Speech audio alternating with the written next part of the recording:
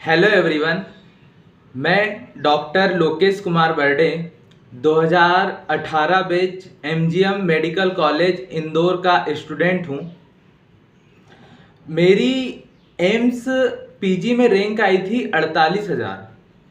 उसके 83 डेज बाद मेरा नीट पीजी का एग्ज़ाम हुआ, उसमें मेरी रैंक आई 14,500।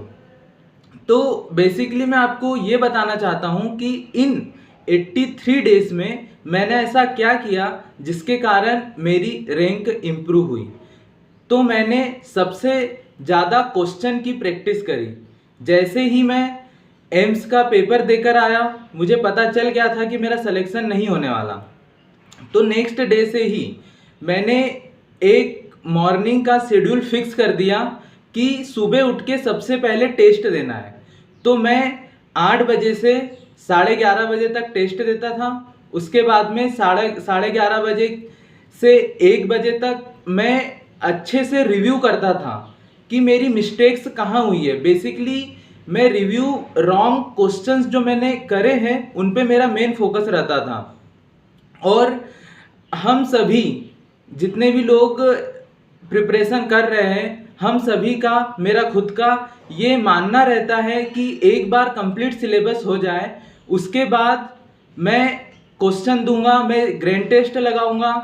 तो ऐसा कभी नहीं होता है। एम्स की प्रिपरेशन के समय मैंने यही सोचा था, और एम्स के जब एग्ज़ाम डेट आई उस टाइम भी मेरा कंप्लीट सिलेबस नहीं हुआ था। तो इसी वजह से मैंने मिनिमम 2-3 ही जीटी दिए होंगे, और उसका रिजल्ट ये रहा कि मेरी एम्स में रैंक अच्छी नहीं आई।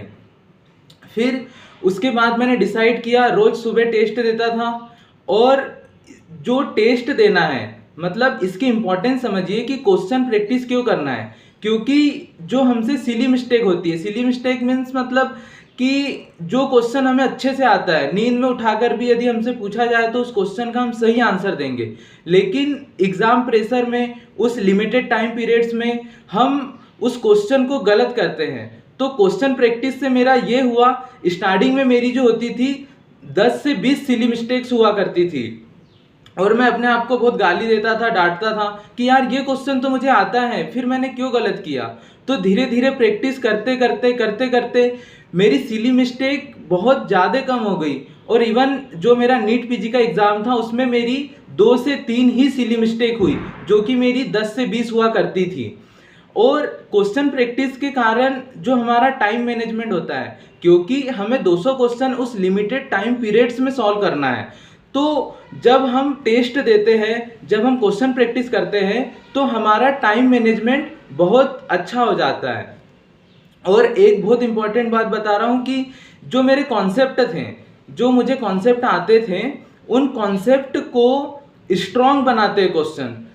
जैसे ही हम उस कॉन्सेप्ट को अप्लाई करते हैं तो हमारे ब्रेन में एक स्ट्रॉन्ग कनेक्शन बन जाता है कि हाँ, इसका आंसर यही हो सकता है। और जो एग्ज़ाम का फियर होता है, मतलब हमें डर लगता है कि रियल सिनारियो में कैसा पेपर रहेगा, कैसे आएगा, तो वो डर भी निकल जाता है।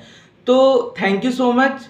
मैं यही कहना चाहूँगा कि हमारा कंप्लीट सिलेबस कभी नहीं होता है, तो हमें उस जितना भी हमने सिलेबस कवर किया है, जितने भी हमने चैप्टर्स पढ़े हैं, इन सबको साइड में रखते हुए हमें ग्रैंड टेस्ट पर फोकस करना है। उससे हमें ये पता चल जाता है कि हम कितने गहरे पानी में हैं, हमें और कितनी मेहनत करने की आवश्यकता है। तो मेरी सभी से यही एडवाइस है कि जितने ज़्यादा से ज़्यादा हो सके क्वेश्चन प्रैक्टिस करें। मैंने भी मैक्सिमम क्वेश्चन प्रैक्टिस करके ही अपनी रैंक लाई है, और आप भी क्वेश्चन की प्रैक्टिस करके बहुत अच्छी रैंक ला सकते हो। Thank you so much everyone.